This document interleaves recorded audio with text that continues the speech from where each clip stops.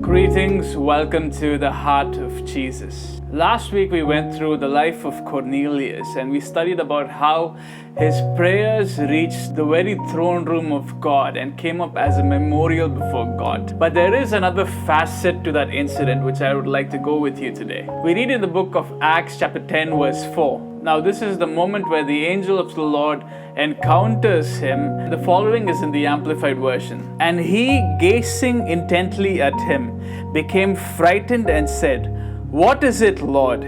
And the angel said to him, "Your prayers and your generous gifts to the poor have come up as a sacrifice to God and have been remembered by him." So his generous gifts to the poor ends up coming up as a memorial before God. So we read that his giving, which was on his part a sacrifice, along with his prayers, come up as a memorial before God. Now it is very unique to know that something as unique as giving alms to the poor, and as it is mentioned here, his sacrificial giving, is able to rise up in the throne room of heaven as a memorial before God and causes a reaction from heaven to a point that God sends an angel to Cornelius himself. Now this is true even in the life of Jesus. There is a moment in Mark 12 where Jesus sits directly opposite to the treasury in the temple.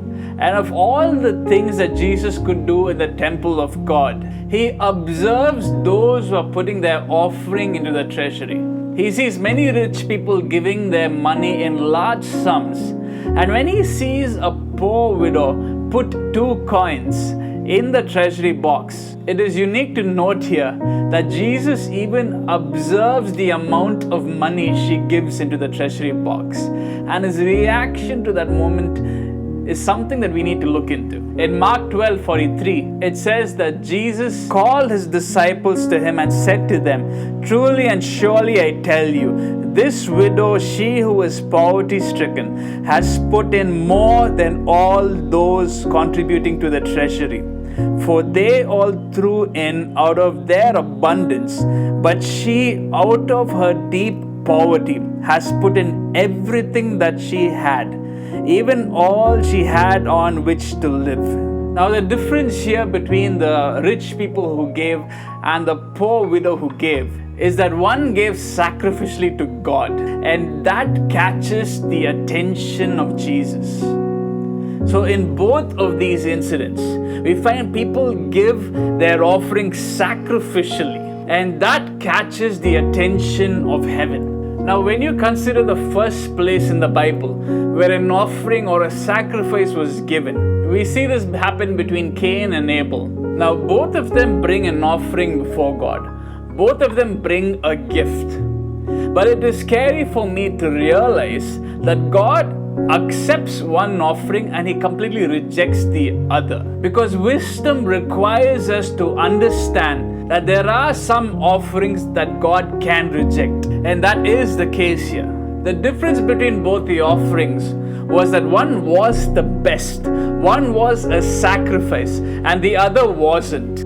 The offering or the sacrifice that Abel gives catches the attention of God to a point that Abel, through his giving, taps into New Testament realities in a time where Jesus was yet to be born. And the Bible says that he obtained a witness that he was righteous. Hebrews 11 verse 4 says that by faith Abel offered to God a more excellent sacrifice than Cain, through which he obtained the witness that he was righteous, God testifying of his gifts, and through it he being dead still speaks. So from this verse you see the difference between the offering of Abel and Cain.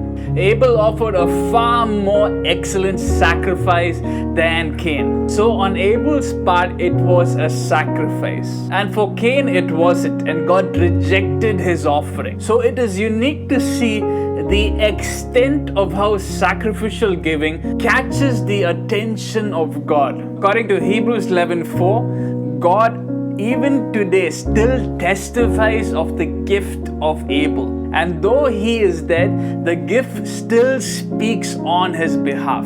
And though we don't have to offer animal sacrifices or burnt offering today, the truth of the matter is the principle still applies today. Sacrificial giving does catch the attention of God. It is the offering that God accepts. And considering that a man like Cornelius, who was not even born again, who has not even accepted Jesus Christ as Lord yet, is able to apply these principles and give sacrificially to a point that he is remembered by God himself, this speaks a lot. The same is true for the woman who breaks the alabaster jar before the feet of Jesus. In a moment, she breaks a year's worth of wages at the feet of Jesus. And she's still spoken about even till today. And she caught the attention of Jesus like no one ever did. True friends of God, true giants in the faith, have understood the language of sacrifice. They understand the language of sacrificial giving because this is the language that God himself speaks.